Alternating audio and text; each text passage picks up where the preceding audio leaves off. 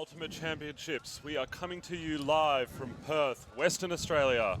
My name is Max Stenstrom. I'm joined in the commentary box by Claire Hussey. We have one hell of a game before us between Colombia and Denmark mixed.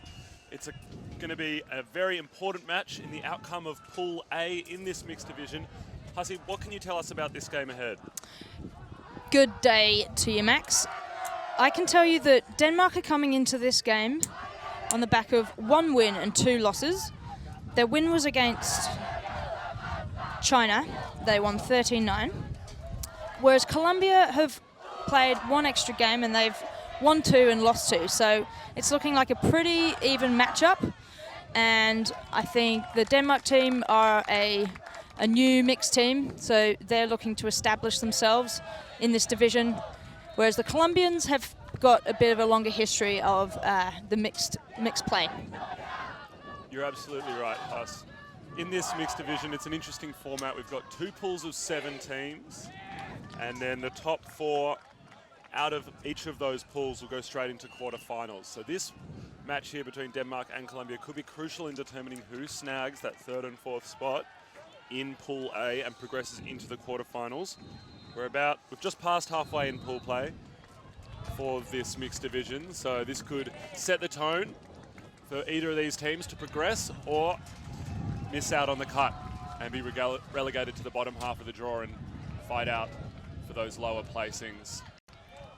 Denmark starting off on offense. They've opted for 4 women. We'll see if that's a strength of theirs.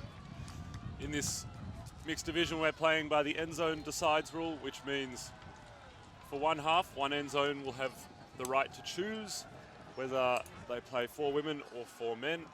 Yep, and just to correct there, they haven't chosen 4 women, they've chosen 4 men for this point. And then in the second half, the other end zone will be given that right to choose every point. The Colombians set to pull to start this game. Pool makes it just over halfway.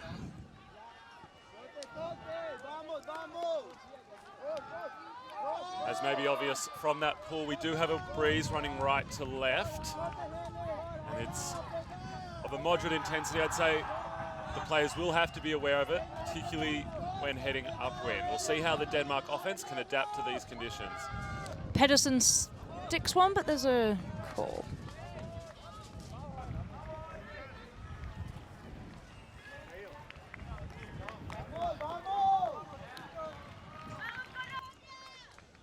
Here's the resolution to that call is that while there was a pick, it didn't affect the outcome of the play, which was a huck that turned over.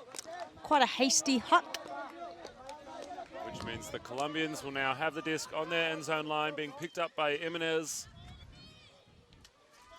We'll see what they can do as they play offense into the teeth of the wind.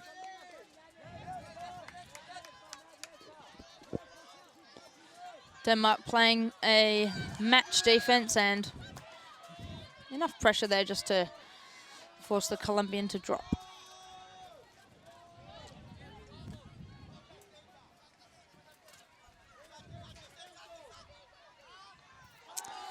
Just misfiring on the dump there. Everyone looks a little bit tense at the moment. They need to settle into this game.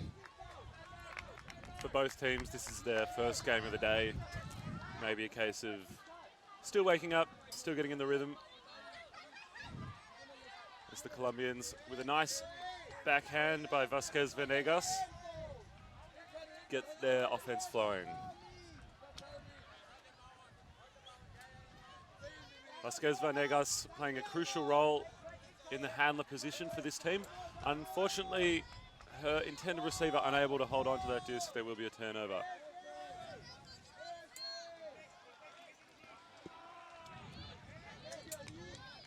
Just a little stoppage for equipment, which can only happen when there's a natural stoppage in play. Number 22, Ruevang, sticks one deep.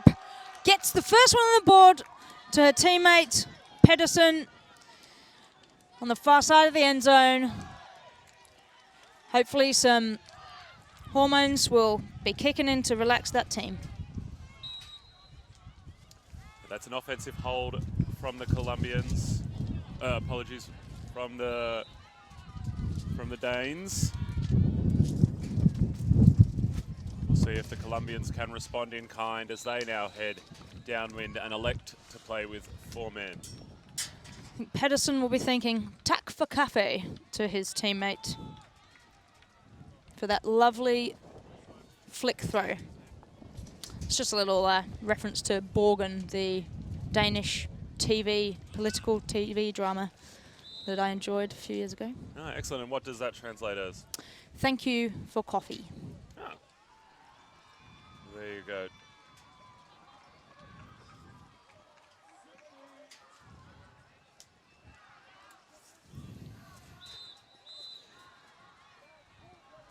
The Colombians raising their arms to indicate readiness. In recent times, it's become traditional for the Colombian teams to do so while holding hands to indicate their unity as a team and their intention to play together and for each other in the point ahead. Fortunately unable to hold on there was Patino Criado.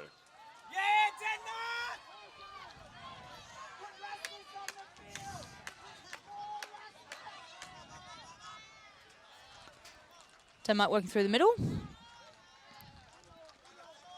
24 just making sure of that catch. Bricks Siverston. Magnusson.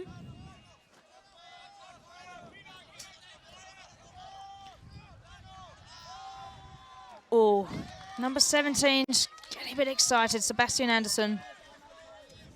Zuluaga showing his pace, cutting across in front of that pass and plucking it out of the air.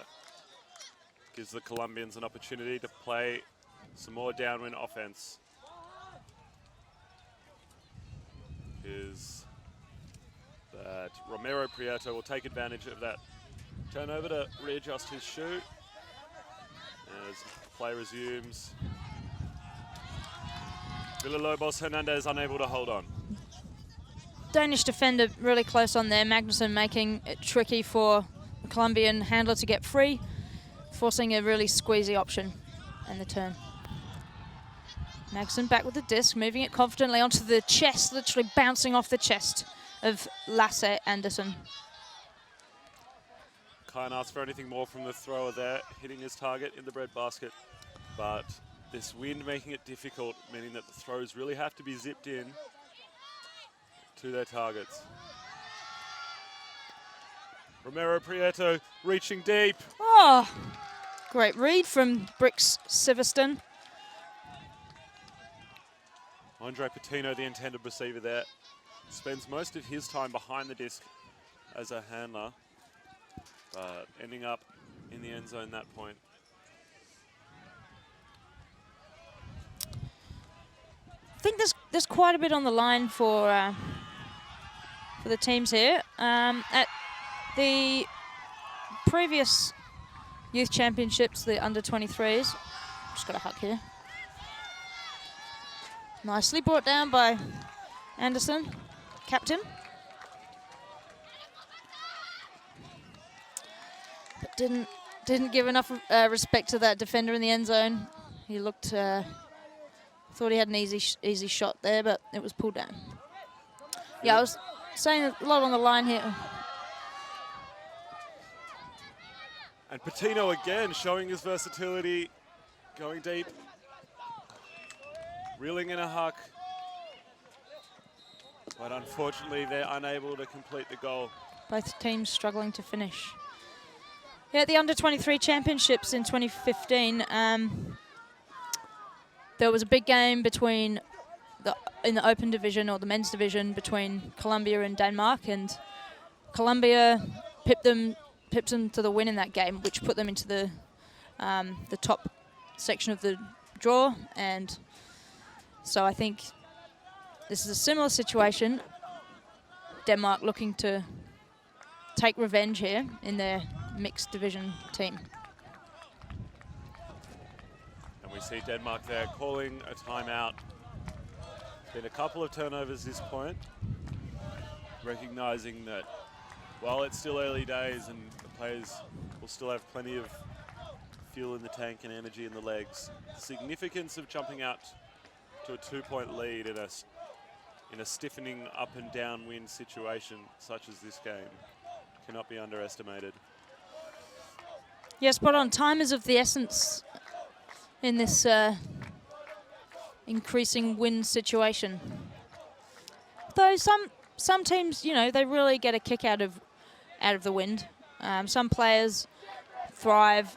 Their throws can be improved by the wind because they take more effort to put spin on the disc. They concentrate harder. They make sure of everything. Some players really, they hear it's windy and they are pumped. Others feel a bit more flustered, might get a bit worried and start thinking about whether their throws are going to be good rather than just getting on and making them good. Perhaps also these conditions might favour the taller Danes. We saw there with both huddles next to each other, a clear height advantage in favour of the red-shirted Denmark team. Obviously wind can cause discs to float up, bobble up, and hang a lot longer than they usually would, giving opportunities for taller players who may not have been intended to be in the contest to get involved and take advantage of their height.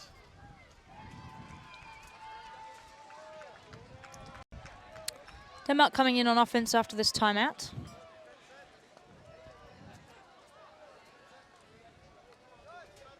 Looks like Colombia have gone for match D with a bit of a poach, or it's possibly a zone. Yeah, looks more zoney actually.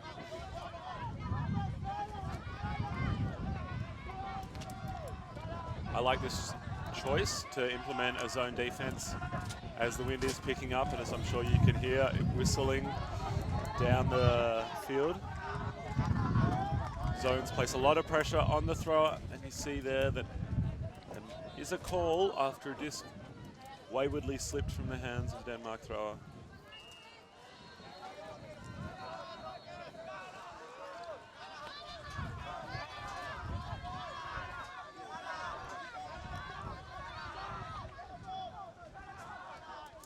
And now the Colombians indicating a stall out. Romero Prieto feeling like the count had reached 10 before the disc left the hands of the thrower. In these rules, it is the initial T in 10. When that is pronounced and the disc is still in the hands of the thrower, it is a stall out. It's a high pressure situation here because Denmark have got the disc in their defensive end zone, and if they turn over here, it's potentially an easy, quick goal for Colombia. Although we have seen a bit of jitters from both teams on their end zone line when attacking their goal. Involved in the discussion is Paula Alarcon, playing for the Colombians. She's spent a significant amount of time in Melbourne here in Australia, playing with the women's team Bauhaus.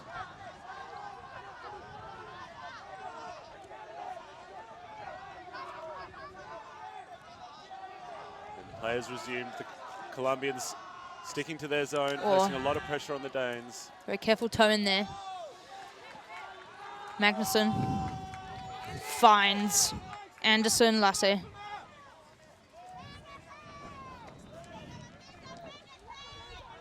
They've broken through.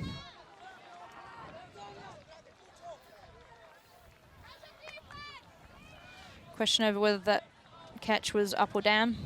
Whether Magnuson got his hands around the disc before any part of it touched the grass.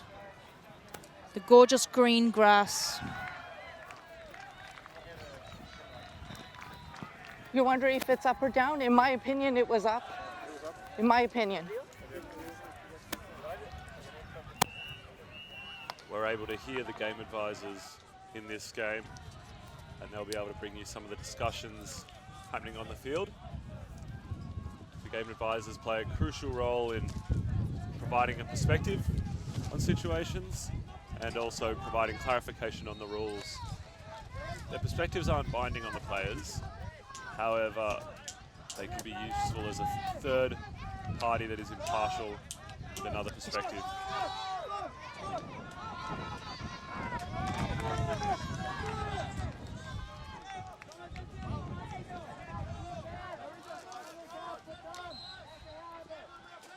As the Colombians restart their offense heading downwind.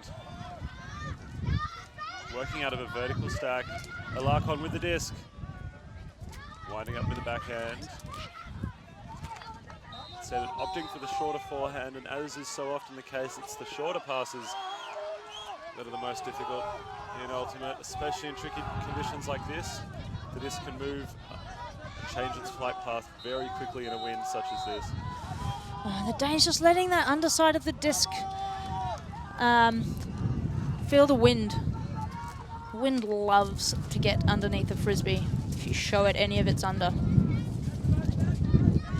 And the wind is really picking up now. It's right to left, as I'm sure you can see the flags rippling in the background. The team that's able to show the maturity and experience and skill to deal with these tricky conditions will almost certainly be the one that is rewarded with the results today. Romero Prieto on the far sideline now, opting for a forehand to the flat side of the field. I love that look. It's a visionary option. An inside forehand with just enough touch to sit out for his receiver. Big wings, the big wings of Magnuson on the mark here, making it difficult for the smaller Colombian to choose the option he wants. Alejandro Zuluaga with the disc. He is also the spirit captain of this Colombian team, carrying responsibilities of ensuring his team plays with good spirit throughout this tournament and carries themselves in a way that represents their team. Yo me meto por acá porque él está más de 3 metros que Andrés, por lo tanto no está pegado a él. Someone needs to. Entonces no hay pick. So I think I'm within 3 meters. They run straight across and he wants a ton of them. I think I'm within 3 meters of him.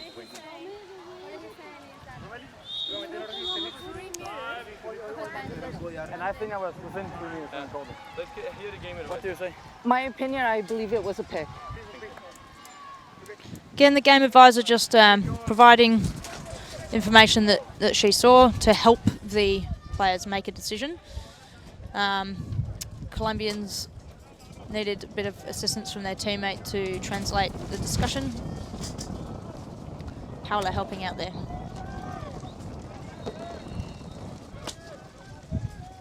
Villalobos Hernandez.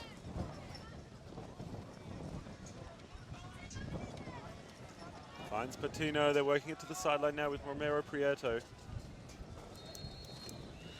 There's another call. One of the unique things about a tournament like this, Hussey, is the cultural and language differences between all these teams can add another layer to the challenges of communication in a high intensity, high stakes game such as this one. Yeah, that's true. And the other side of that is that wonderful friendships are generated when you play Ultimate. You can meet people from all over the world, become friends, have a place to stay in far-flung corners. It looked like the Colombians were able to zip in an inside-out forehand to the break side for the goal there, but there appears to be a little bit of discussion as to a pick that may have impacted the play. It's the second inside-out forehand from the Colombians at this point. It's really opened up the break side of the field.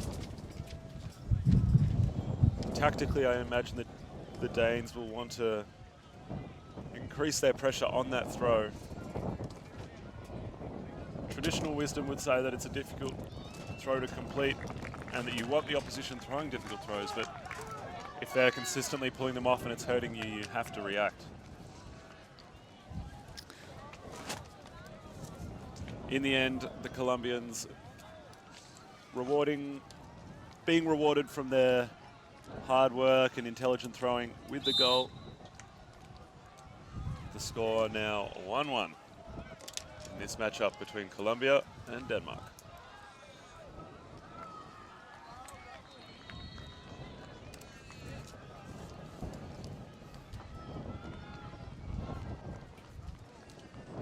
Definitely feeling that breeze now. It's moved into another gear. Seems here to stay for now. Going from the wind coming from right to left on the screen. So often in these upwind, downwind games, it's the team that's able to get the upwinder consistently. That will be the one that's rewarded with the outcome. Often a break upwind can immediately lead to a second break going back downwind, as the elements act as an extra player on your team, assisting you on offense if you're heading downwind, lengthening your throws, opening up deeper spaces, and if your opposition is running upwind, can make their throwing time, their job very difficult.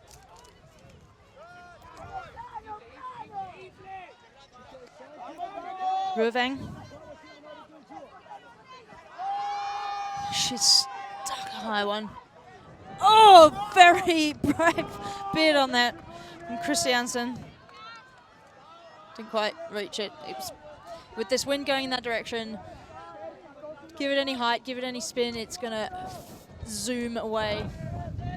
So you're gonna have to be more accurate downwind. Pinpoint throws needed. It's hard to sit them up. Colombia back on offense. And immediately the intended swing going too far for the receiver, and the Danes will have a short field to work with. They'll bring in the disc on the end zone line.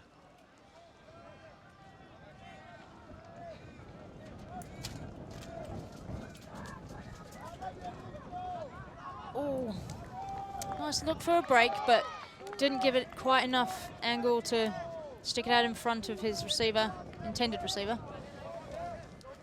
Reuvang. Now the Colombians in an interesting formation. They've got two handlers back, an isolated cutter in the center, and then a horizontal behind. Perhaps a variation on a German Feld runner with one isolated cutter at the center of the field.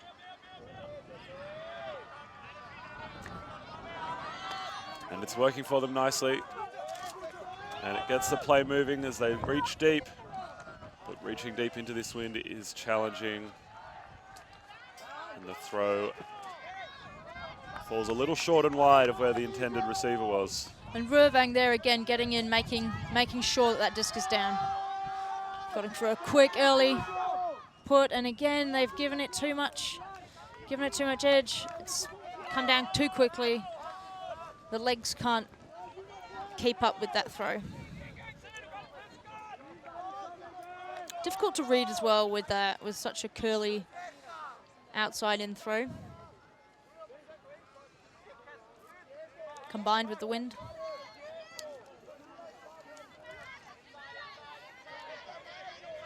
Colombians. Nice breakthrough. They've been using their breakthroughs really nicely this entire game. Right until Christiansen read that attempted break and slammed it down on the mark. Yeah, using his big left foot. He's a big boy. Stuck out his left foot. Said no thank you.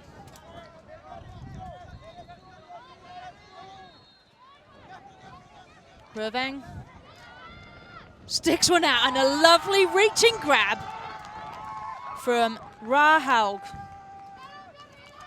She looks pretty pleased with that goal. Pumping her fist and getting her teammates in amongst and around her. High fives, bum pats, back slaps. Yeah, why wouldn't you? That was a long point. I imagine there'll be many more long points to come. In conditions like this, turnovers will happen. You can't expect to play the clean, clinical offense that you may want. And you have to be ready to deal with that, both physically, ready to run a lot, and mentally not willing to get your head down if there is a couple of turns and stay engaged, stay focused, stick to your game plan and have faith that it will work and that it's a process that will be rewarded eventually. 2-1 to Denmark.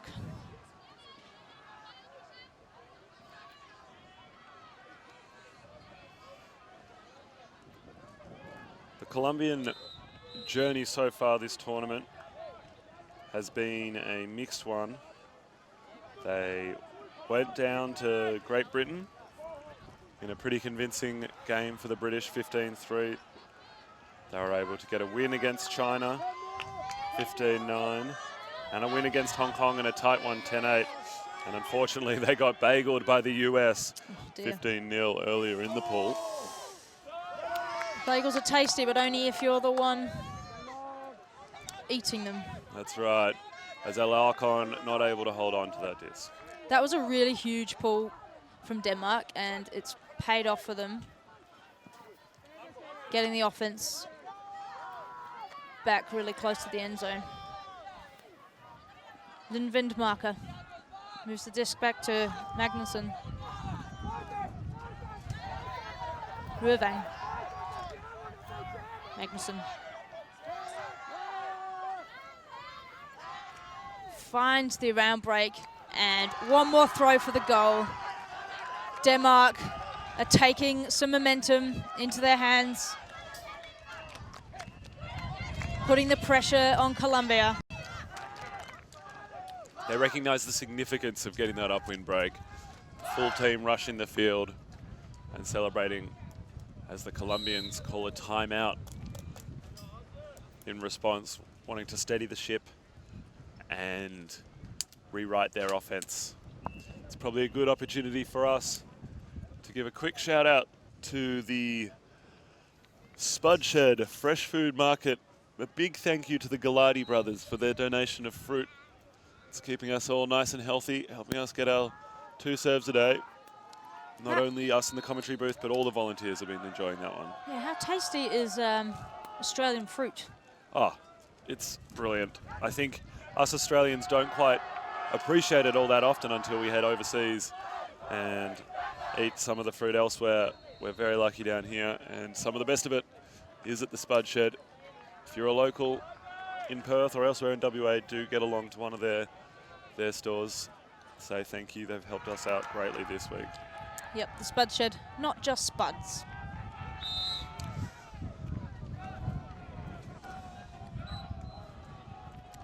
Speaking of things that have kept us well fueled this week, also a big thank you to Emma and Tom's.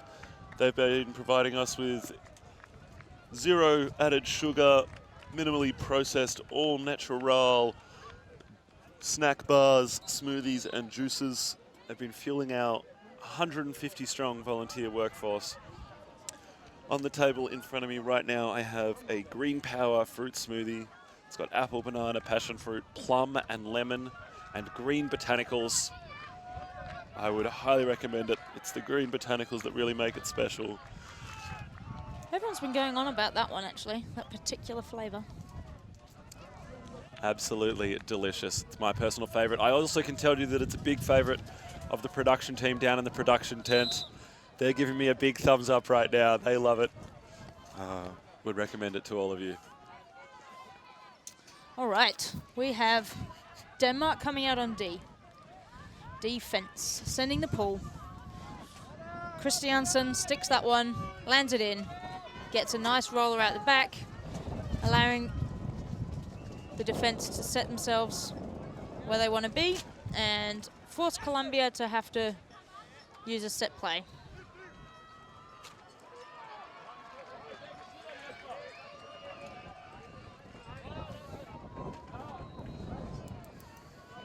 The Colombians will bring it up. The Danes responding with a zone of their own, liking that tactical choice of Colombia from the previous point. And we see here Patino looking to get a lot of the disc as the Colombians go over the wall with a high release backhand, secured by Romero Prieto. Under pressure, but not able to continue play.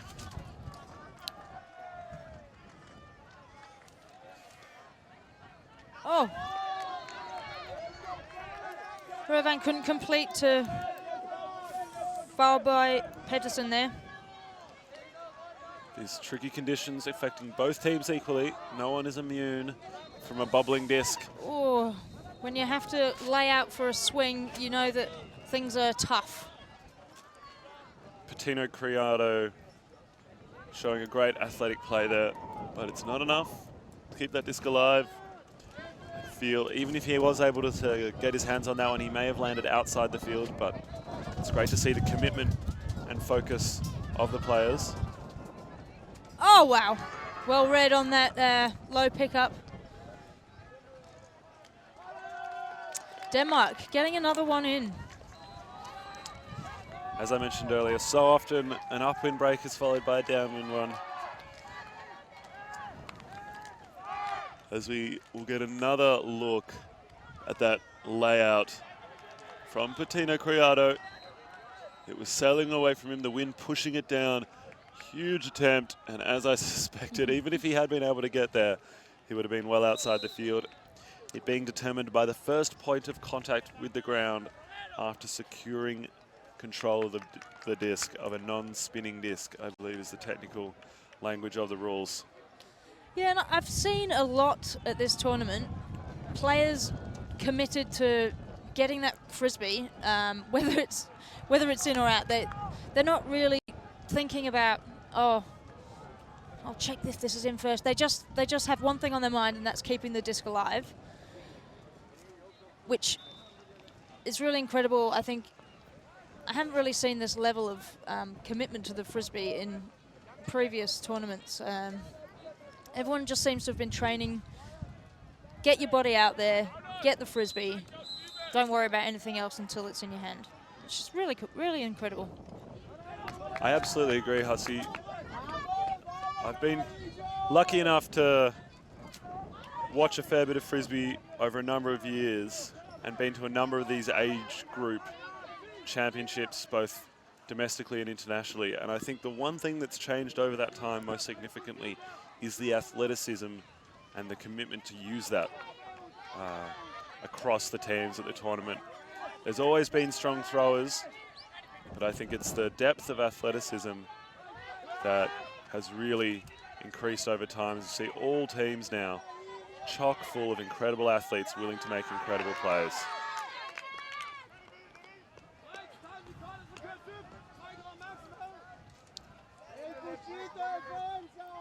Toftager Oster picking up.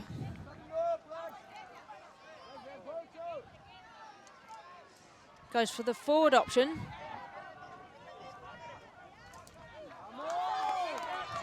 Just misfired a throw there to Lazar.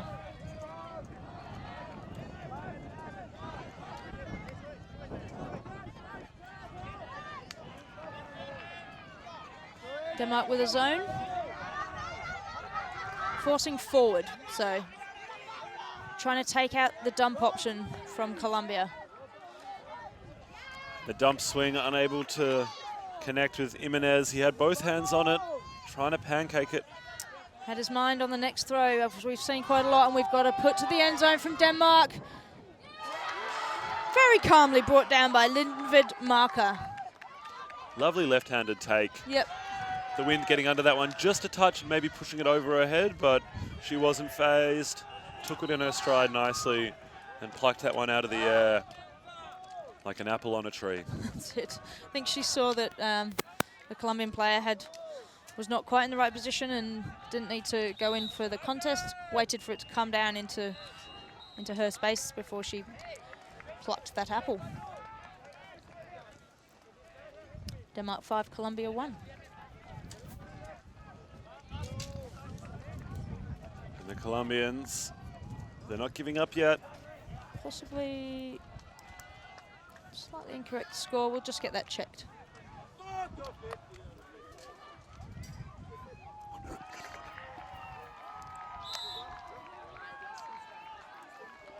Yeah, I can confirm it is 5-1.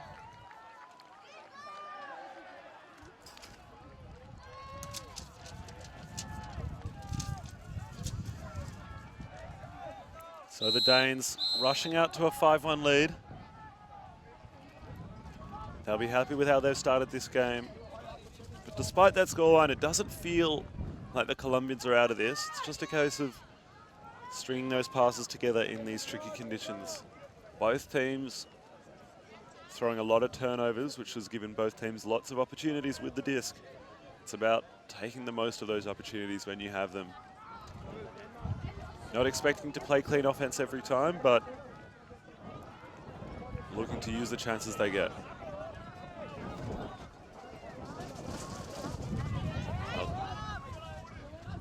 A nice forehand over the cup by Fernandez.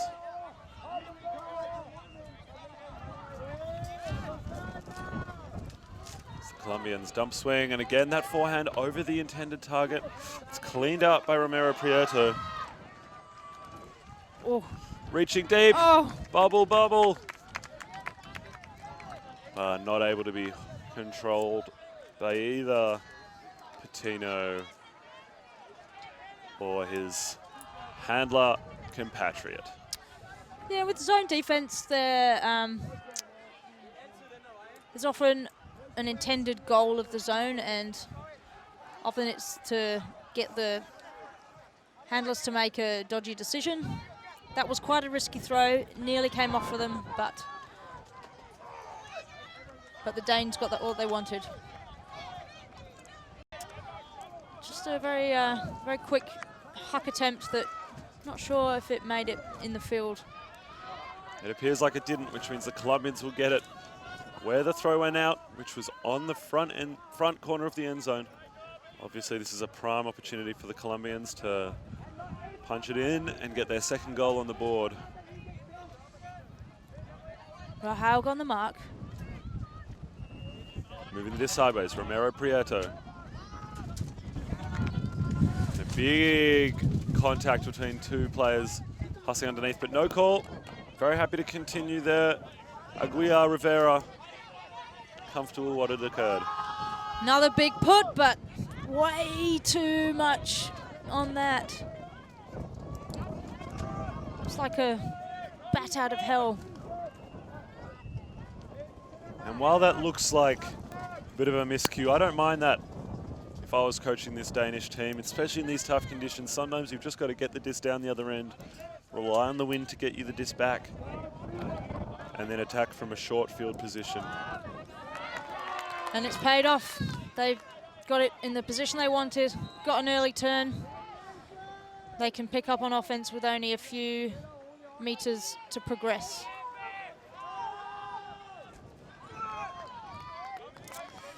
Just went a few meters too many. Ruevang with a forehand slicer went too far for her intended receiver. And Fernandez will bring it back into the field.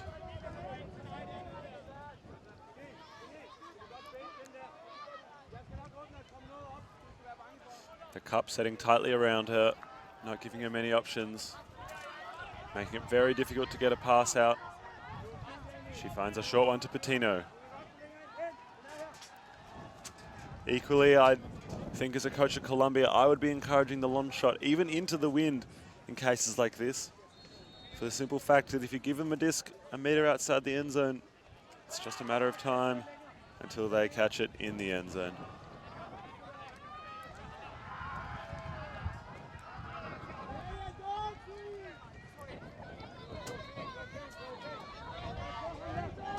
The recent qualifiers for the World Ultimate Club Championships held here in Australia for the local teams. We had an equally stiff breeze running for a lot of that tournament, and we saw a lot of huck play and a lot of turnovers. And in the end, the teams with the biggest throwers, most willing to launch it, were often rewarded. We'll see if that same rule applies here, or if the Colombians are able to find a way through. Danes have the disc now, about 10 meters out. Bit of a speculative put, that one, and the Danish player not even in with a chance as the disc went out the back. A lot of these male players on the Danish team from the club team called Ragnarok. They've had a long history of success and strong play. They've decided this year to rather than put in open and women's teams to join up and have a strong mixed force, which is looking like a good decision for them right now.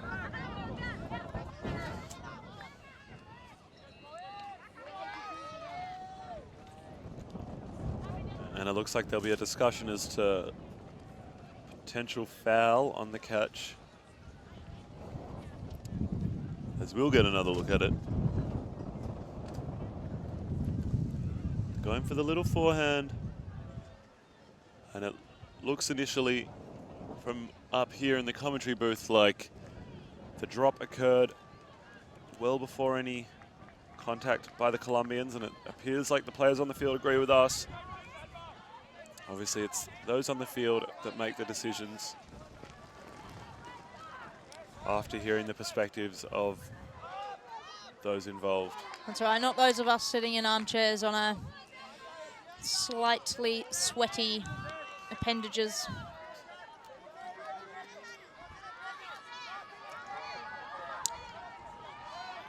Absolutely right. As the Danes dump and swing, and again attack the end zone, and again the wind will push the throw well out of bounds. I wouldn't say this was one of the prettiest games I've ever seen so far, but that's not what is the most important thing. No, I'd agree.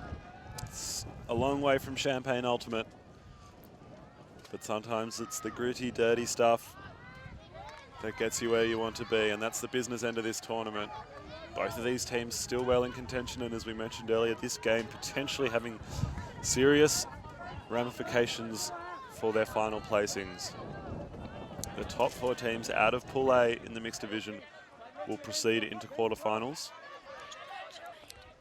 With this win under the belts of either of these teams, they would be well positioned to secure themselves at one of those spots. Obviously, this isn't the last game in mixed pool play, so they'd have work left to do.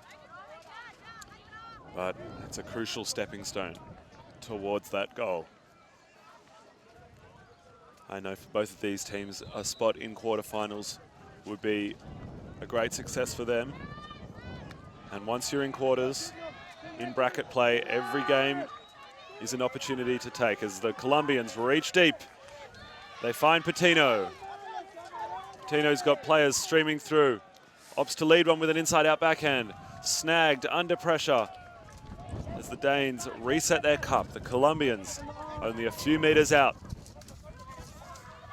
Disc in the hands of Romero Prieto. And a bit of discussion. No, the turnover will stand.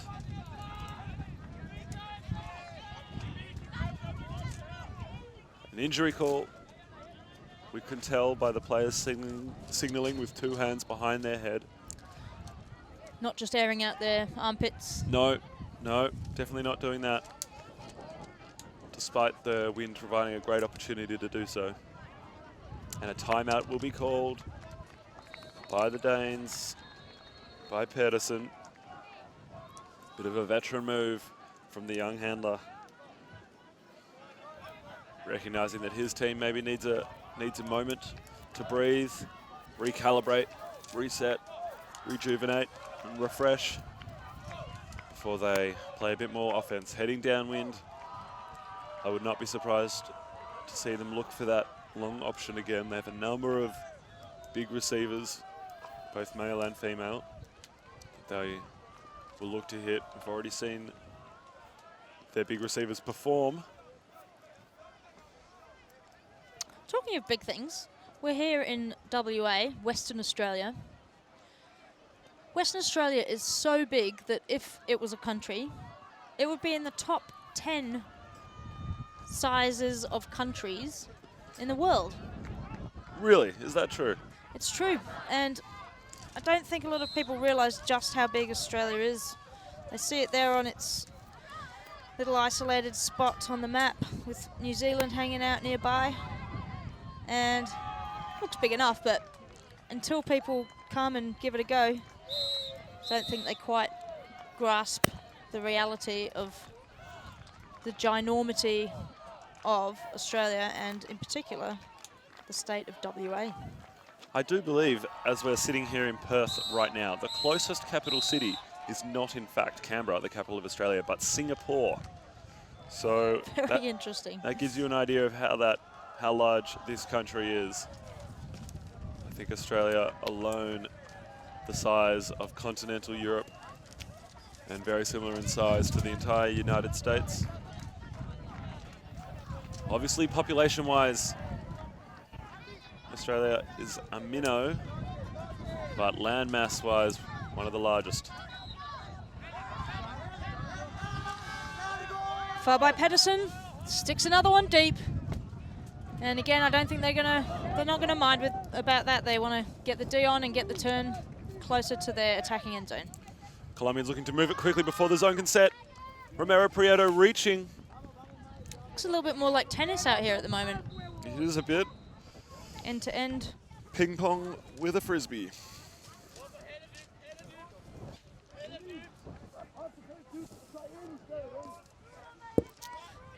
A lot of communication from the Danish sideline, giving tips on what they think should happen. They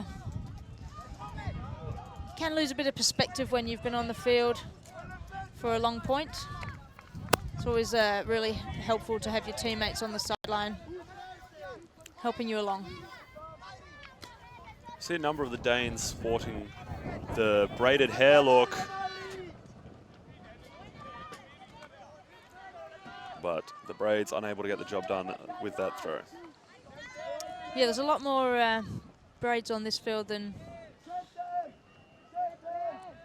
when the Goannas play the Australian men's team in the Open division.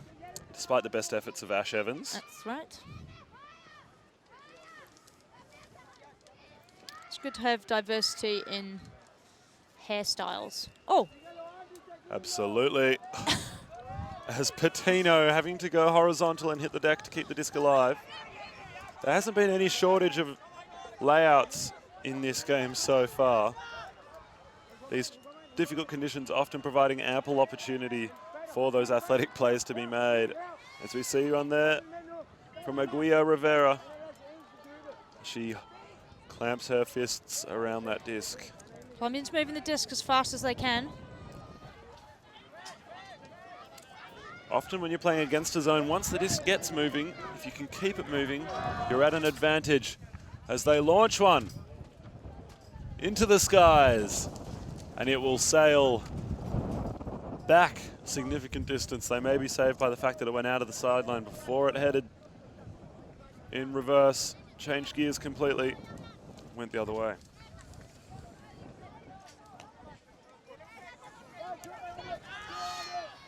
Reply straight away. Bit more of a controlled huck this time. Pinpoint. Picked up nicely and wasted on the end zone line. Both team not showing any fear when it comes to pulling the trigger now. Dropping bombs left, right, and center.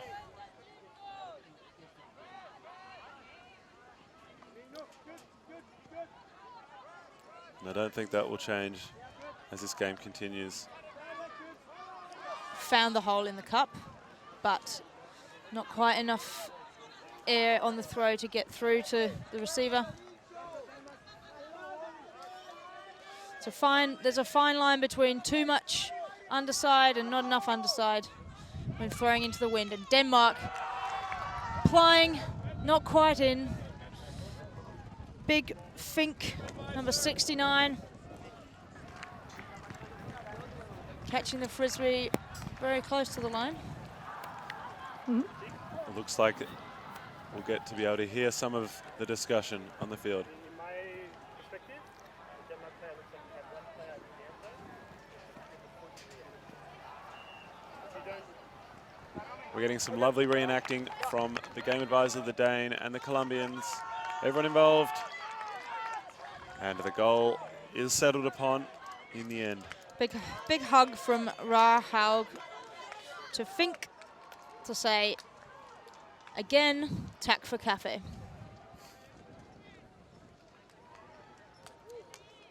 And that brings the score to 6-1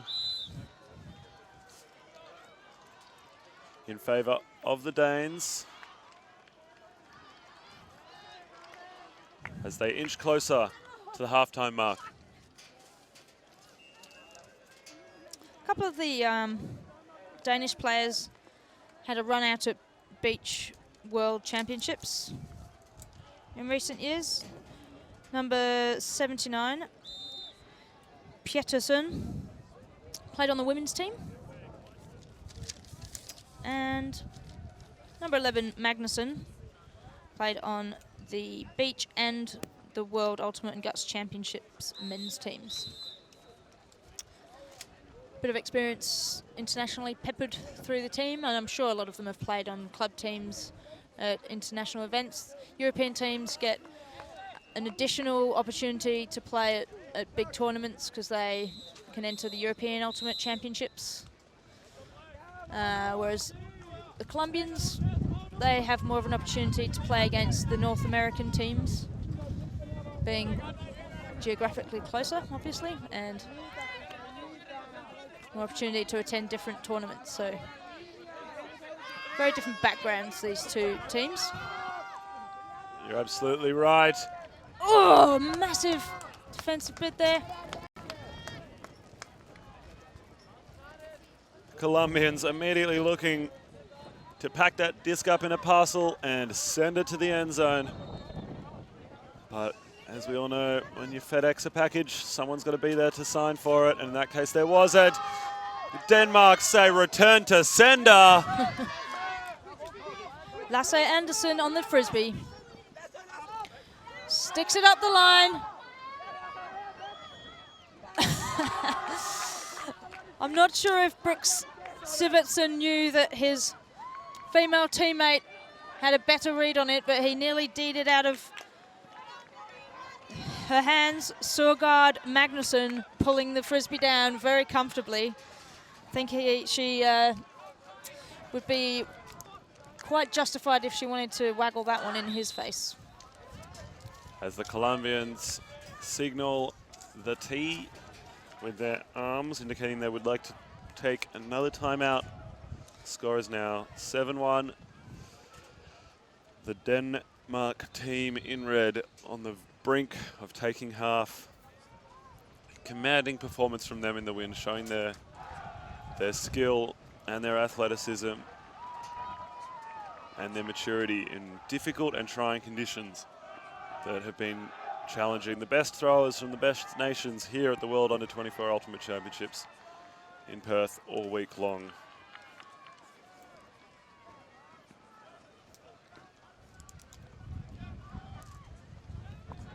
We should take this brief moment to also thank our preferred travel partner, SDA Travel. If you're planning a trip during the tournament or after the tournament, head on down to their shop fronts or over to their website and they'll be able to help you out with a wonderful deal. Yeah, perhaps you could explore some of the bush of Australia, maybe track down some wombats. Wombats are quite impressive creatures. They have a pouch, but the pouch is maybe not up the direction that you'd expect. It's sort of a reverse pouch, so that when the wombat is burrowing, they're not scraping mud into the pouch and suffocating their little one. Ingenious design, really. Ingenious design. One of many fascinating and exotic creatures only found in Australia. So if you are over here visiting for this tournament or for any other reason, take that opportunity to get out of the big cities, see a bit of the bush, as we say, head into the outback and have a look at what Australia has to offer. It's not as scary as you think. No, it really isn't. And of course the Wombats sharing their name with the Australian Men's Masters Frisbee team.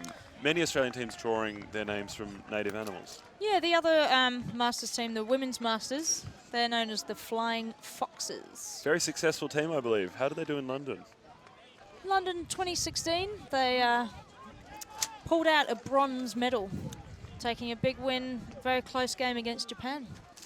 It's an excellent effort from them. Certainly is. Did you happen to be part of that team, Hussey? Yeah, quite possibly, yep. But less about me, more about Colombia and Denmark. I wonder how many of these players will stick around in the ultimate scene and become Masters players themselves. I very much hope to say a lot of them in years to come. This under-24 tournament. Pretty exciting opportunity to see the athletes of the future. And we see one right there. Yep. Great grab. Lazar. It's her first year playing, actually. Number 21 now. Lindbergh Marker. Finding her teammate, Anderson. Big slicey swing. Into trouble. Not able to reach any of his teammates. As I'm sure you heard and can feel, the wind is picking up. That disc really getting turned on its edge, knifing through the air, beyond its target and into the turf.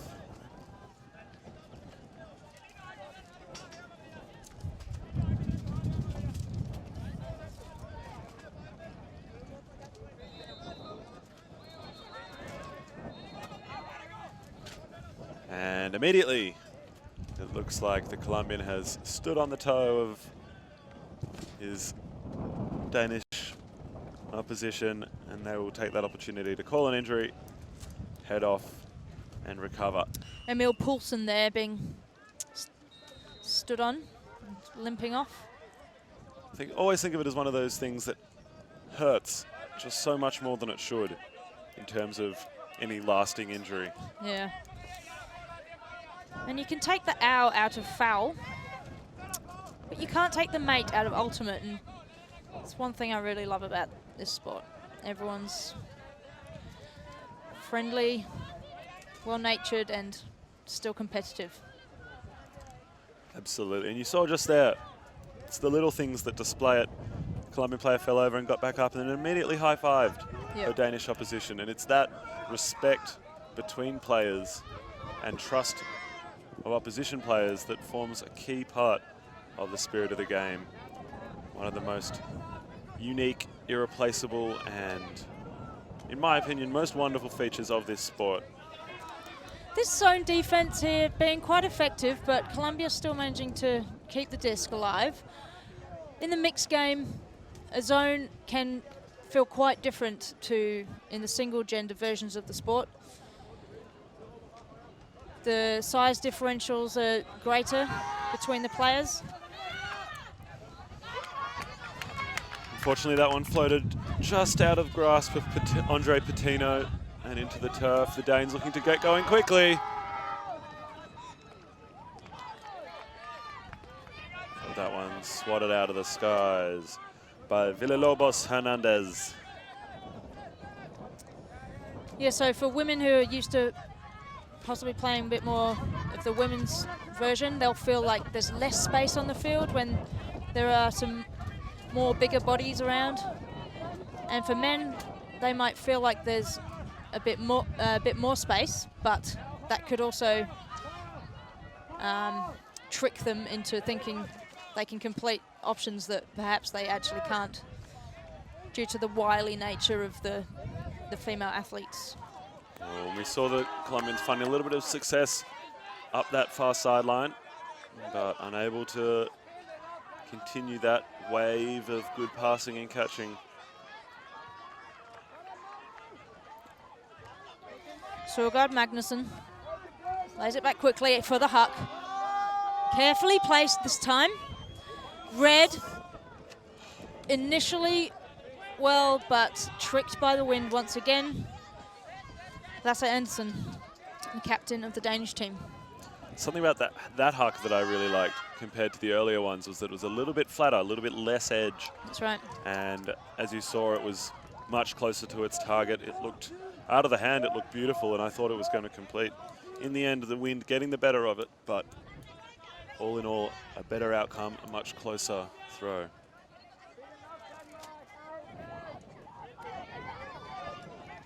Magnusson. Sebastian Andersen. Second attempt grab from Lindved Marker. Magnusson.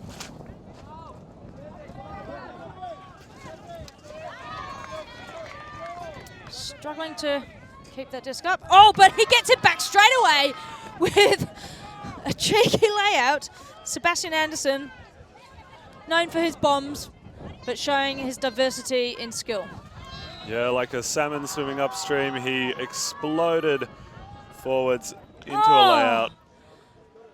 Very carefully thrown forehand huck there, but there's a call. They're just checking whether the receiver was in. I'm liking the improvement in the Danes' long throws now. Previously, they were just whipping them out as quickly as they could, but now they're actually thinking, wait a minute, if we can get them down there, we might as well try and catch them as well, which they did, but it looked like it was called out. Very true, Hussey. They're clearly listening to the stream and taking our advice. Of course, as I'm sure all our listeners know, it's very easy to be an armchair expert, as we are right now. Obviously much harder when you're out there in the moment, blood rushing. Found a way through now, the Danes. Magnusson slicing a little one. Didn't see the receiver, but... Well, that's extra significant because that's half for the Danes. That's 8-1, which means they've taken half in a commanding fashion. Colombians just really being punished by this wind. You can see that there's skill and ability on this team, but it's been hidden away behind a wall of frustration that this wind has created. A few heads are down, shoulders slumped on the Colombian side. Just having a look at a few of these highlights. There's that sweet lay to make up for his mistake. And the visible frustration of the Colombian team as the Danes eventually secure that one in the downwind end zone at the front corner. So I think a lot of these players will be happy about the change in this game compared to back in 2015 when the men's Danish team went down to Colombia. Colombia need to find a big solution here. I wonder if they've got any tactical ideas or anything else that can pull them back into this game. Possibly a few energy bars they might have found up at Emma and Tom's kiosk. Yeah. A smoothie even, a juice. Anyway, we'll leave you with that thought and have a quick break. We'll see you for the second half of Denmark versus Colombia in the World Ultimate Under-24s Woofdoof Championships. See you soon.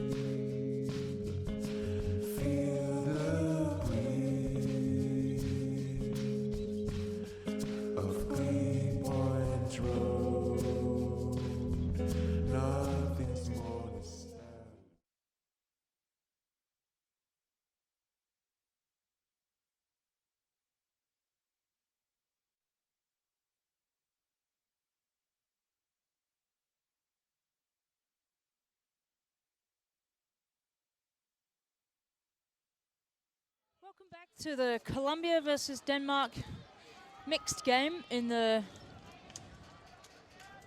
World Under-24 Ultimate Championships.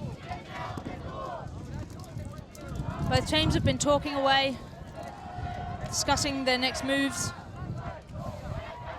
Colombia with a mini mountain to climb to get back into this game. Denmark with a comfortable lead to maintain, although we've seen many times this tournament that you can never get too comfortable. We saw a big comeback from the Italian team against the German team in the men's division yesterday. We saw a huge comeback on the opening day from India against Australia in the mixed division. It's very possible, and these conditions lend themselves to dramatic finishes. So do stay tuned for the rest of this stream, and do stick around for the rest of the day. After this game, we'll be bringing you a clash of the Titans in the women's division, one you cannot miss, between the US and Japan. That will be an exciting match that will determine some very important placings at the top of that pool in terms of standing. Big shout out to one of the US players, Ni Nguyen, whose birthday it was yesterday, I believe. Aw, happy birthday. Indeed.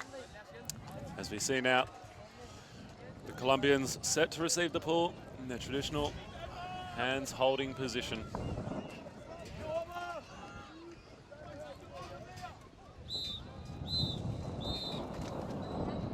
Roll the pull-up wind.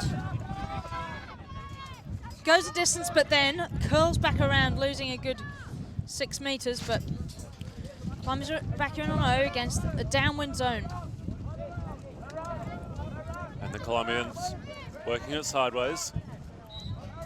More content to play small ball downwind, as Paula Vasquez Vanegas unable to complete that pass.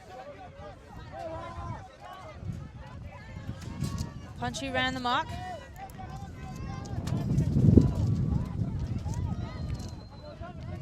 Pedersen getting a lot of the disc here.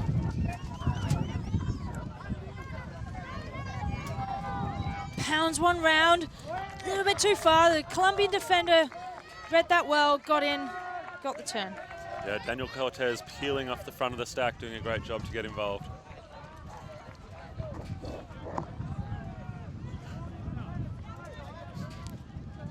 And Colombia bring it in on the front corner, surrounded by a couple of big Danes. Great Danes, you might say. Jimenez moving it to the near sideline now with Patino Criado. Noodle. Back to Fernandez. Oh, another big swing, just out of reach.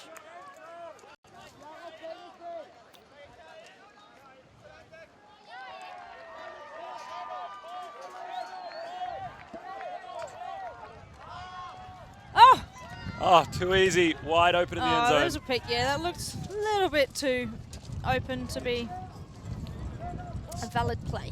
Suspiciously open player in the front corner there. Usually when someone's that open and no one else is moving, there has been a call. Maybe a little bit of discussion as to what happened.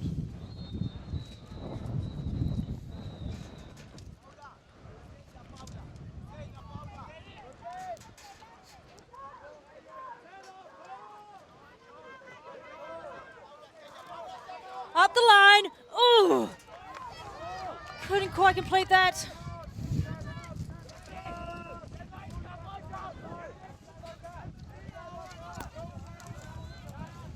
And a third opportunity for the Colombians this point to play some downwind offense.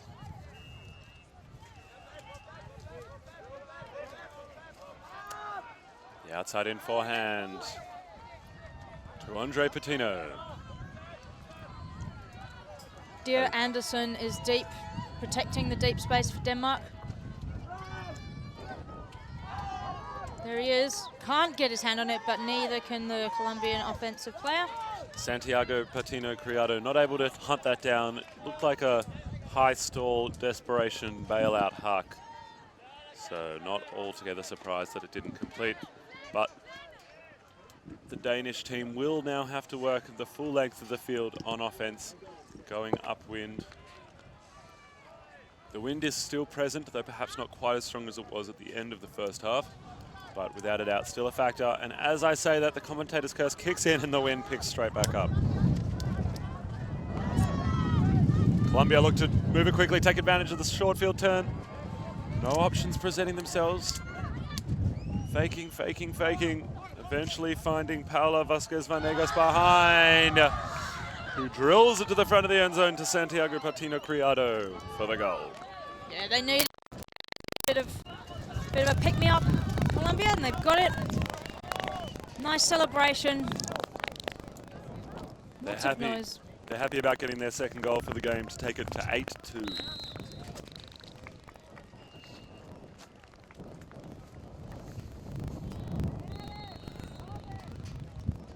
As we see now the well-known presence of Mauricio Moore among the Colombian team. With his distinctive broad-brimmed hat, he's a bit of a legend among the coaching community across the world, leading many Colombian representative teams most recently and probably most notably at the World Games in Poland. One of his initiatives has been to instill a high importance on the spirit of the game among these Colombian players and across the Colombian Ultimate team. In particular, he started a motto of "I trust you," guiding the Colombian approach to Ultimate and to self-officiation, mean that not only do they trust each other on their team to be doing what's right and what's best, but they trust the opposition.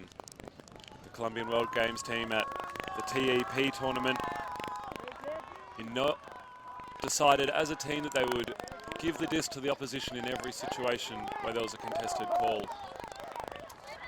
And despite doing that, they were able to come away with the win, defeating the US in the final. Great story of the power of Ultimate, the power of spirit, self-officiation. Roya Sol working hard on the mark there. Lazar on the disc.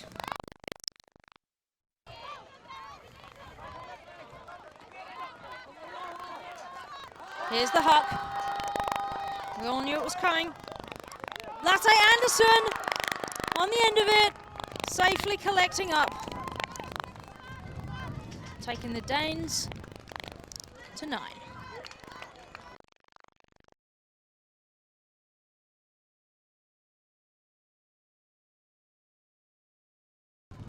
Both teams launching missiles all over the place, particularly in that downwind right to left on your screen direction. Thankfully they're only plastic missiles.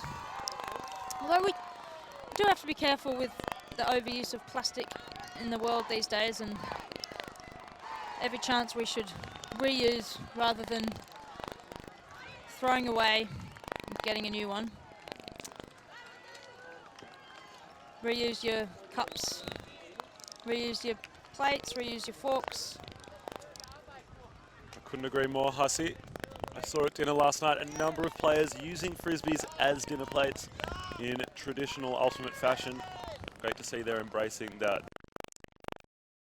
friendly and sustainable message and reflecting it in their actions and behaviour. That's right, the versatile frisbee. Can be a dinner plate. I know I've seen it be a beer mug. There's a lot of different things it can do.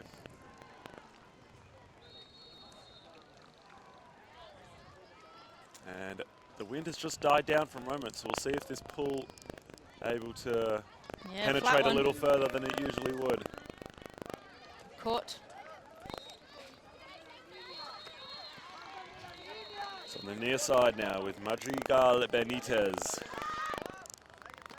Sneaking around the zone. Patino, the captain with the disc. He's been everywhere for the team this game, doing whatever they need, either as a handler or as a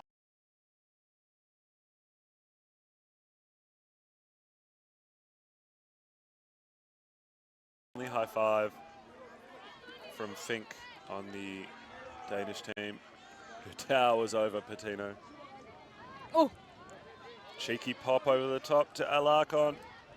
Pedersen nearly had his hands on that one. Back to Patino. He has options in the end zone if he wants them, but he doesn't. Madrigal Benitez finds Zuluaga, who sticks out the hand and plucks it. Alarcon taking that grabber under pressure and through contact, does well. As they move it to the far side. The patiently waiting Colombian player who is stoked with that goal. She'd been sitting out in the end zone for a lot of that point, and the Danish defender aware of her, but not close enough to have an impact when the disc finally came to her.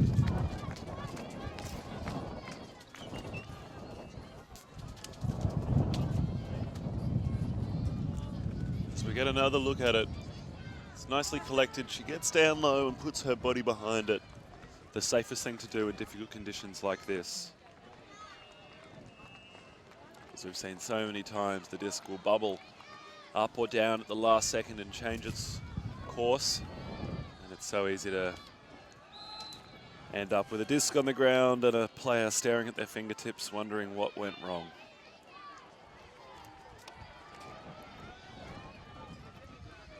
The score is now 9-3. That brief break in the wind is long gone now.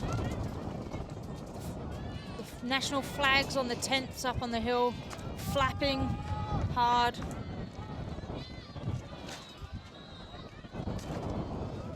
The canopy over our heads, whacking up and down. You can see the impact of that wind on that pool, significantly shorter than the last one.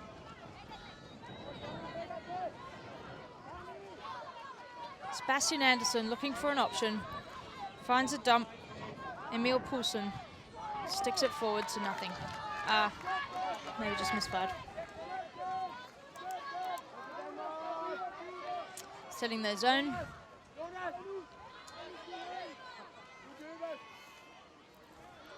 The zone has served them very well all game long. Looks like a reasonably traditional 1 on the mark, 3 in a cup, 2 wings and a deep. Often referred to as a puppy fence or a pommy. At least here in Australia, zones often have unique names in different countries.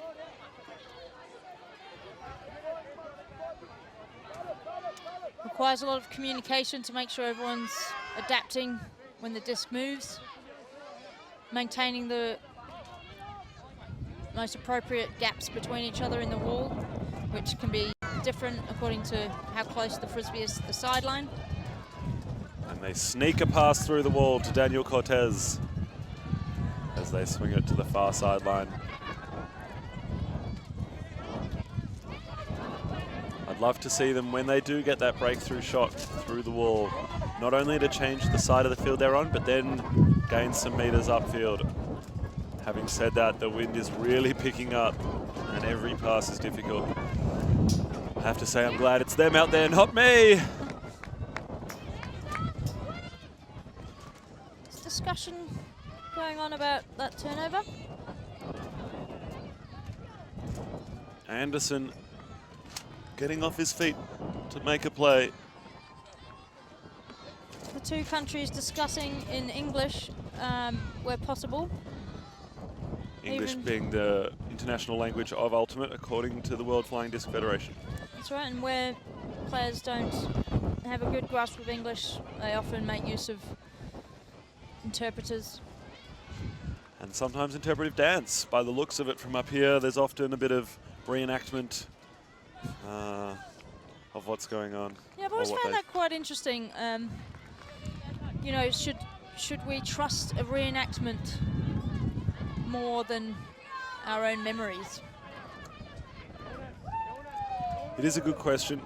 I'm sure what they'd say is that it merely aids them in explaining their perspective on what happened. That disc sailing well up into the air and out of bounds.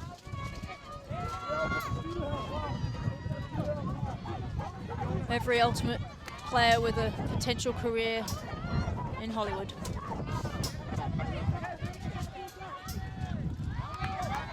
And that throw getting forced downwards. We've spoken a lot about the way the wind affects the disc as it goes upwind. The disc will float and hang. When the disc goes downwind, it's the converse. The disc will fall towards the ground faster. It won't sit. Often it will fly quicker than it usually would, making it difficult to catch.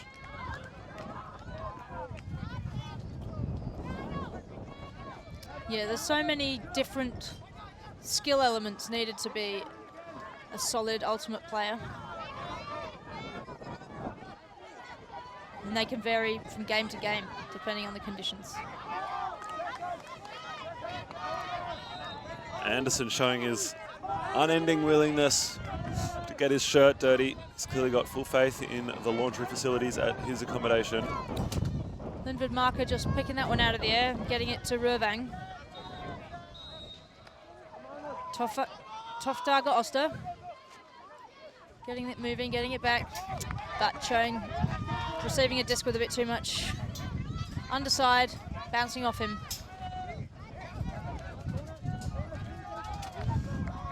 Colombians moving it nicely now. They're about the offensive brick mark.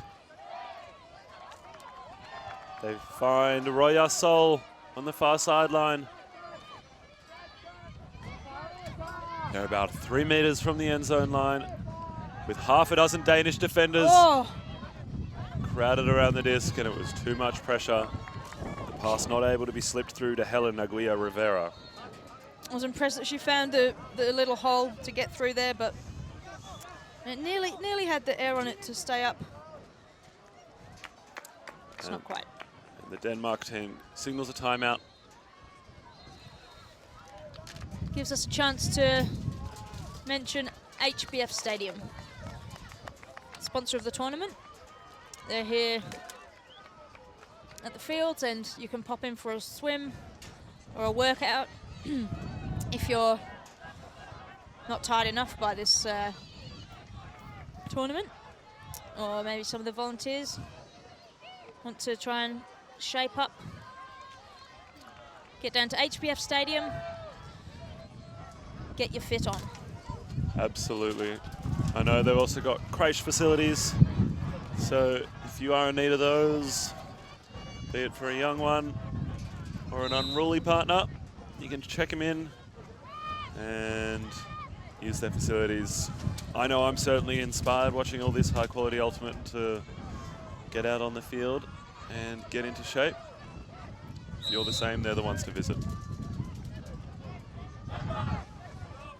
There's a few other games going on around us, and we've got the two women's teams, USA and Japan, warming up behind us. That'll be a very high level, intense game. Traditional rivals in that women's division. They've both had success at different points and at different age groups. The Japanese women, the defending champions at the under-24 level, and also having won in 2012 at the World Ultimate and Guts Championships. Denmark back in and not able to complete their first throw. It is worth noting in a game such as this that the time cap is at 100 minutes. When that occurs, the point will be finished, and then 1 will be added to the highest score, and that will be the new points cap. In windy conditions like this, as I'm sure you've noticed, points have a tendency to be relatively long. And it seems unlikely that either team will reach 15 before that 100 minutes is complete. Las Venegas. Every throw being made hard here by the Danish defense and the wind. Aguirre Rivera sneaks one through. Yes. Cortez bobbles it, but holds on. Finds Jimenez. Cortez has some very low throws. Very crisp. And that crisp low throw finds its target in Patino Criado. And the Colombians go upwind to make it 9-4. It's feeling a bit closer now. The gap has been reduced and might just be, if Colombia managed to maintain this momentum, it might just be a matter of fighting the clock. That's right. They've gone 2 in a row now. They've got the upwinder, which is always the difficult one.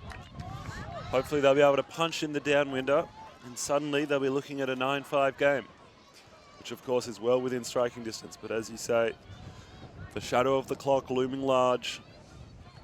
And once that time cap hits, the Denmark team will only have to score a single point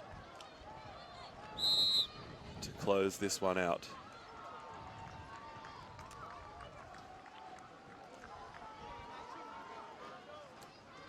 It appears that Colombians are running a relatively short rotation at this point, many faces staying on the field. Fitness being a big aspect of the game. I've noticed up in the women's bathrooms, there are some erectable water containers which people are using for ice baths. I'm not sure if they belong to a team or if they're just available for any players, but it's something that players take very seriously these days with the increase in coaching staff and other physical therapy getting involved. Gone are the days of finishing the game and heading straight to an icy cold beer at the bar. You finish the game, you do your cool down, then you might opt to ice your legs in those water containers filled with ice.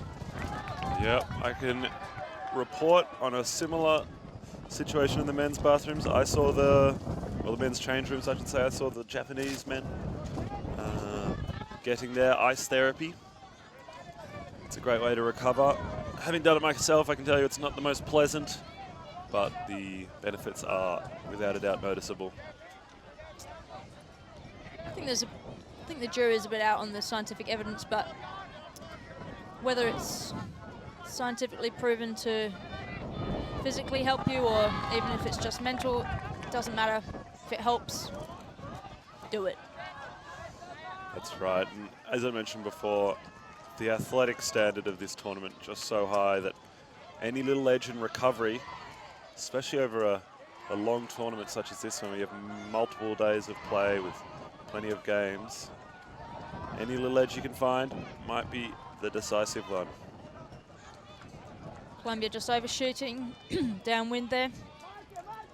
Danes get another chance to do the hard yards and work this upwinder against possible, it's another zone. Appears in fact that Colombia has switched to a match defense here, right. a one-on-one. It's an interesting tactical choice. They have been successful with their zone for so long, but also good to keep the opposition guessing as Jimenez picks up the disc. Possibly they're thinking about what we said about the fight against the clock. Zones can be effective in getting turns, but they can often take longer to result in a turnover. So putting the switch to match might mean a quicker turn, which did happen, but we've turned again, for them to try and get a quicker run on the board. It's a fair point. Zones will slow down the play. Oh, they have it back again. Nice catch. Serrano Ortiz looking to connect with Santiago Patino Criado, but unable to do so. it's difficult to complete throws that when the cutter is moving away from you. That's often a harder throw to complete than if a cutter is attacking you. But it's the choice that they're going with quite often.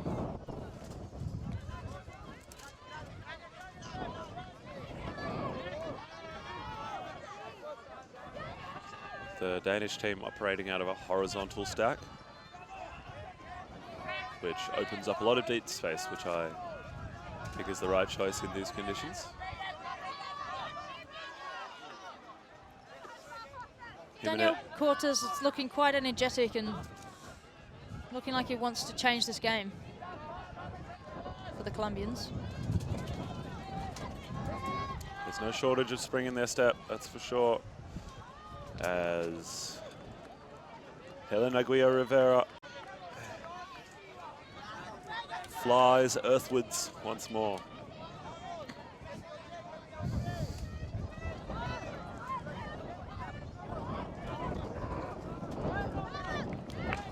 Great back up there.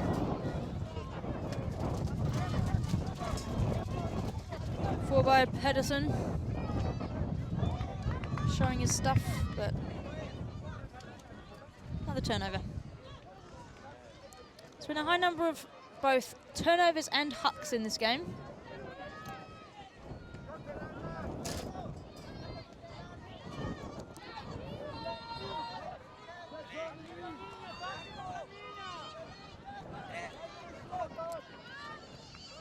And there's another one for you. Ruvang pops one in and a jump to ensure that that made it into the end zone. And the Danes go upwind once more. Christiansen celebrating hard. As we said, that was a point with more turns than a rickshaw ride round Delhi. But in the end, it's the Danish team that comes up with the goal.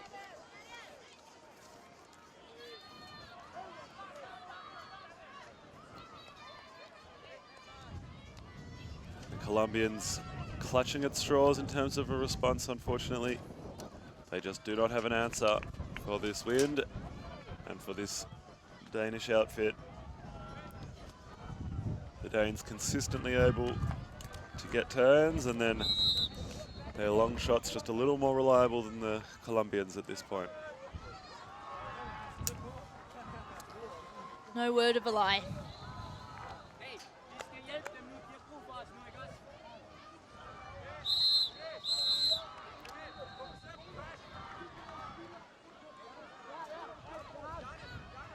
Got Magnuson ready with the pull. Sends a big one.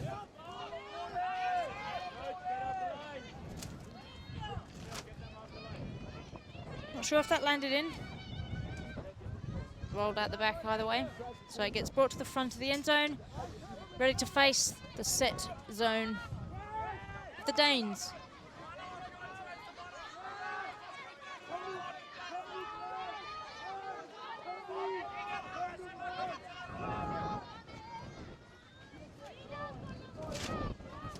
There's discussion on the mark, on the disc.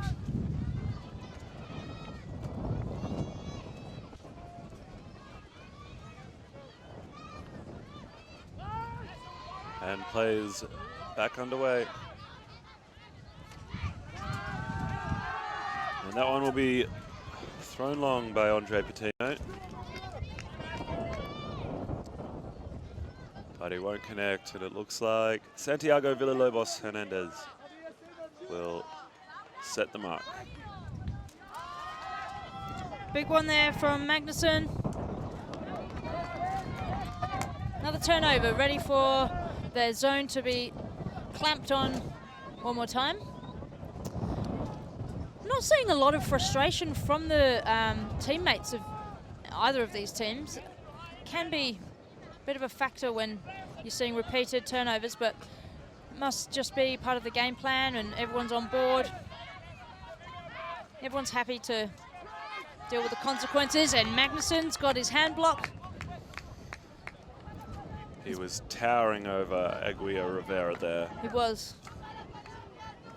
The length disadvantage, too much for Aguirre Rivera to overcome.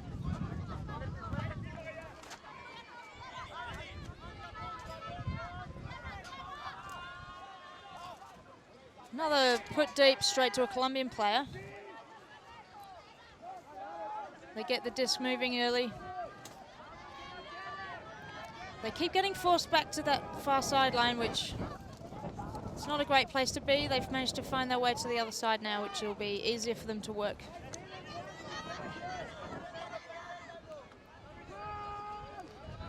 It's very, very tempting to go with the easy throws,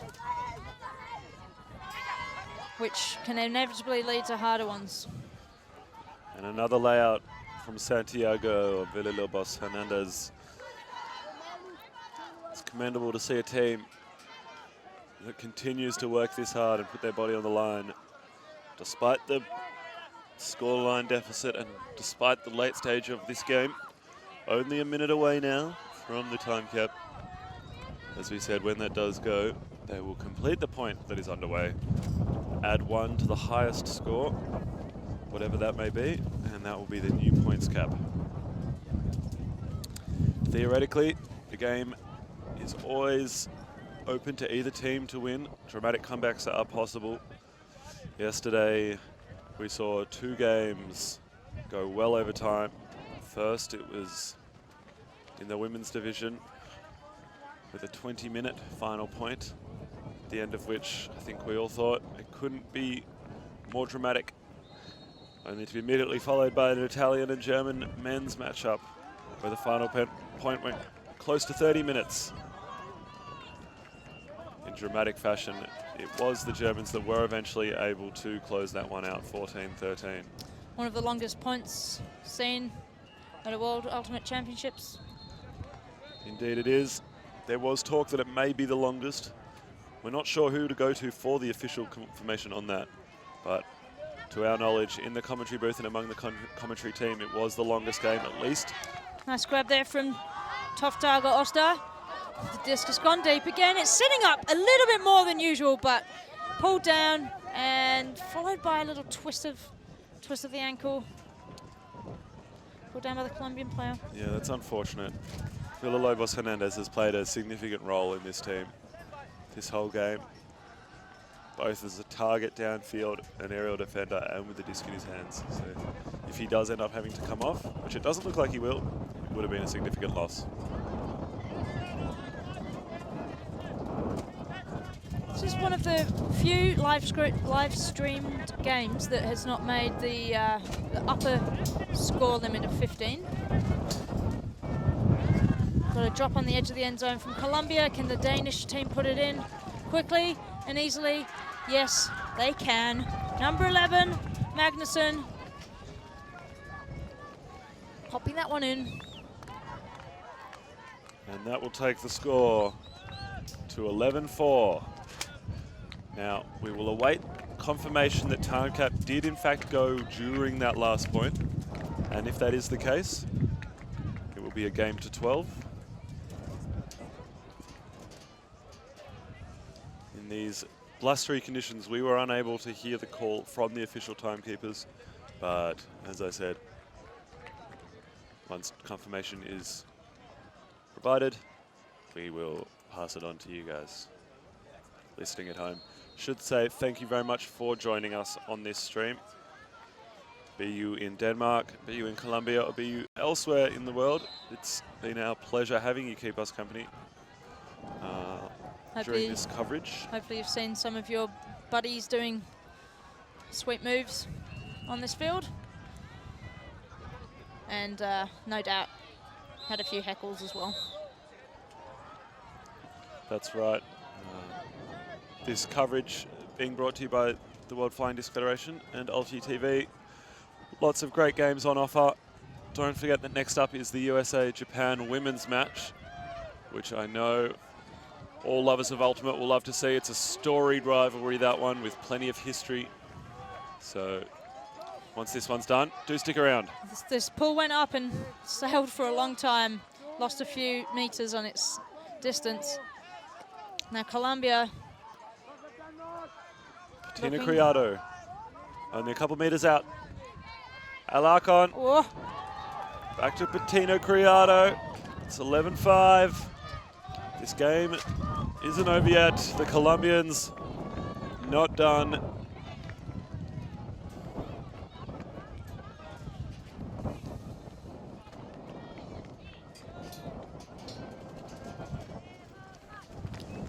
Paola panging it in. Were you lucky enough to play with her when she was in Melbourne last year? I was not. I had a season of rest. Didn't get the pleasure of playing with Paola. Well-deserved rest, I'm sure. Gracias. And now we will see the lines as they form. The indication goes up that it will be a point with 4 men on the field. One of the great things about Ultimate is at its absolute highest level, it is played mixed. It's played co-ed, as they say in the States. The World Games, of course, what I'm referring to, it happened in 2017 in Poland and occurs every 4 years. It's an incredible display with just the top 6 nations in the world being invited to attend. Colombia was there and did exceptionally well, making it to the final and coming away with the silver in the end, going down to the USA after defeating the USA in pool play. Back to this game. And Really tough conditions now for that pool.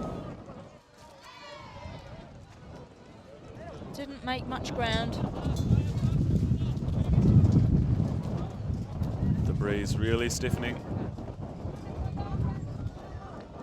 The Danes will be wanting to release some high release throws so that that frisbee doesn't hit the ground too early. They've chosen to throw a low one, which did not complete. So Colombia back in attack. Can they pull this game out a little bit longer?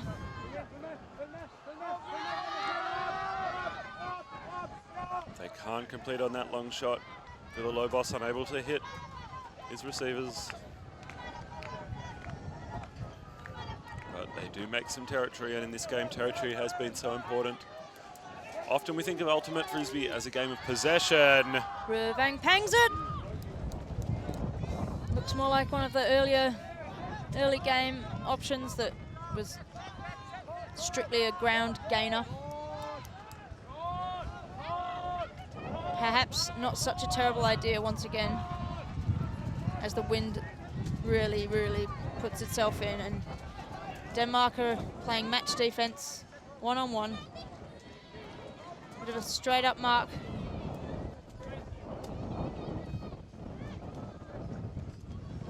Bit of bump there on Patino, but I don't think either player will have too much of a problem with it. Foul is called, the Danish player doesn't contest. But this does go to where it was when the foul was called. And play resumes. Through the hands of Cortez. Second, third attempt. Back to Patino.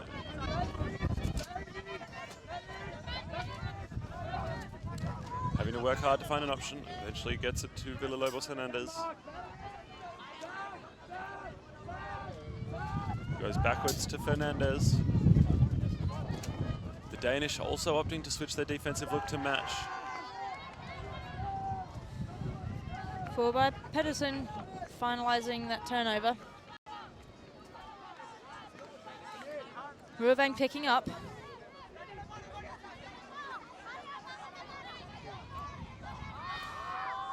Crossfield into the zone.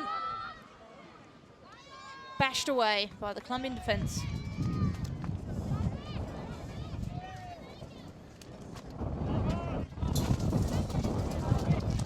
The disc has to be brought back into play within a time limit.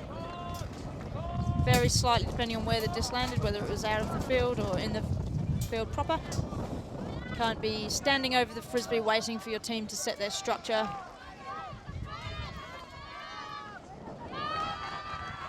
And unfortunately, the Colombians not able to complete that pass. Fernandez not able to hold on. These conditions just proving so tricky to complete catches in. People often talk about how difficult it is to throw in the wind, but catching can be just as hard. But the Danes have done it. They've caught that one in the end zone. They are celebrating. The game is in the books. Denmark outfit traveled all the way from Europe to play in some incredibly difficult conditions. It's been blustery the entire time,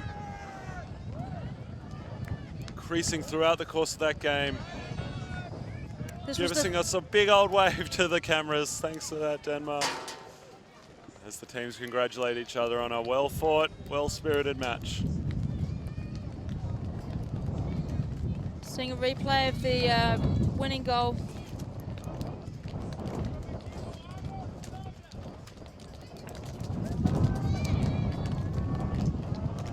So it's been a hell of a battle with plenty of highlight moments in these tricky conditions.